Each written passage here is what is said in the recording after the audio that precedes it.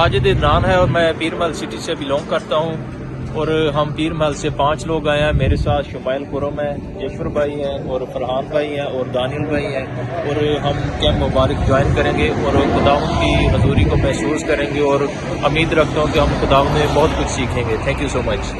जी, मेरा नाम शुमाइल कुरम है, मैं भी पीर महल से ही बिलोंग करता हूँ और खुदावंद की फजल से हम मरी जा रहे हैं, तो कैंप में इंजॉय करेंगे और खुदा की तलीम को हासिल करेंगे। बहुत मज़ा आएगा। मैं thank you. Hello, myself Yashwar, मैं पीर महल सिटी से आया हूँ और हम हमारी कैंप में मुबारक जा रहे हैं। हमारा फर्स्ट टाइम है, उम्मीद है कि हम काफ़ी कुछ सीखने को मिलेगा।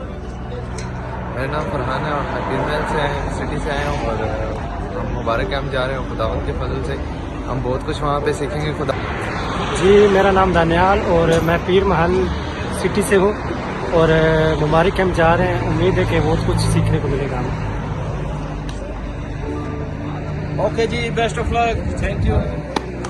तक हमारा चैनल सब्सक्राइब नहीं किया तो अभी सब्सक्राइब करें और बेल आइकॉन को क्लिक करके हमारी लेटेस्ट वीडियोस के बारे में अपडेट जानें।